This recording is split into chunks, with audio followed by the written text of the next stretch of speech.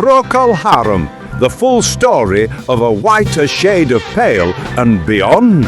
In 1967, while the rest of the world was dancing to bubblegum pop or screaming to garage rock, one band emerged with a sound that demanded introspection.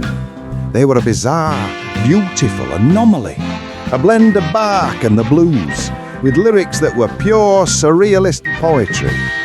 Her debut single became one of the biggest songs in history, yet the rest of their career is a story of legal battles, endless line-up changes, and the crushing weight of their own masterpiece.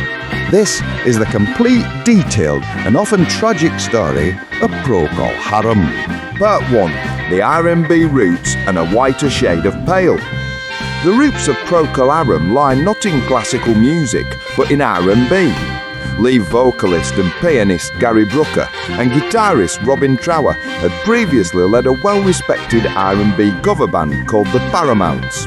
When that group dissolved, Brooker shifted focus, partnering with lyricist Keith Reid, a non-performing member whose surreal, poetic verses would define the band's identity. In 1967, they formed Procol Harum. Their first single, A Whiter Shade of Pale, was an instant global phenomenon. Its musical sound was unprecedented. Brooker's soulful vocals and blues-rooted piano were laid beneath Matthew Fisher's cathedral-like hammond organ, which played a counter-melody loosely based on Bach.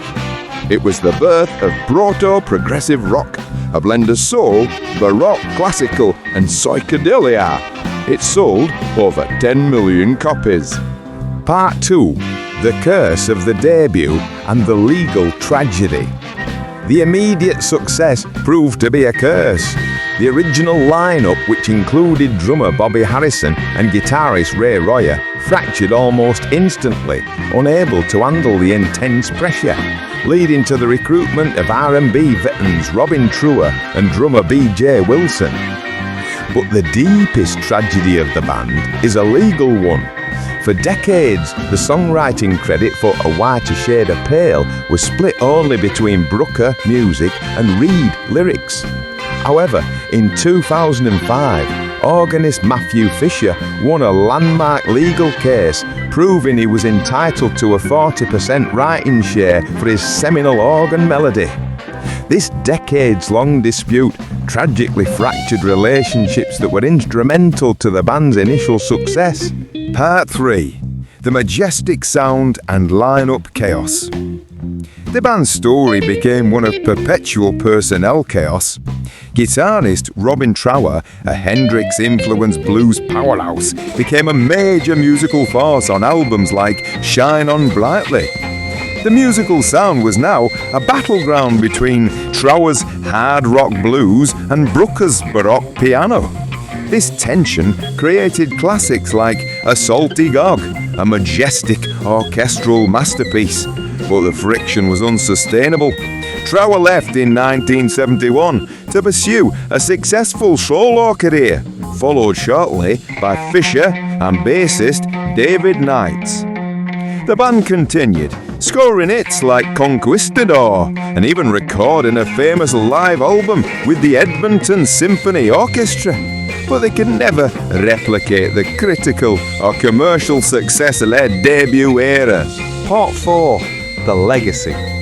The band's most famous lineup featured Gary Brooker, Robin Trower, Matthew Fisher, Dave Knights and B.J. Wilson.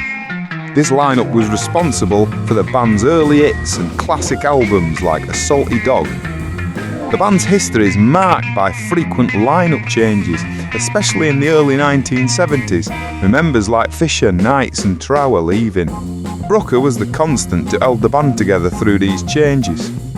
After a string of moderate success in the mid-70s, the band's last concert was in May 1977, and it split up until 1991. The band reunited in 1991 and continued to tour and record, albeit with a different lineup than the classic one.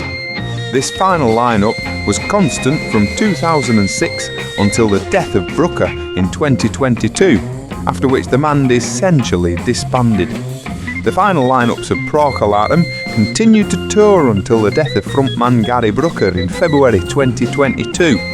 The remaining members of that final lineup are still active in music, while other former members have pursued solo careers or retired from music.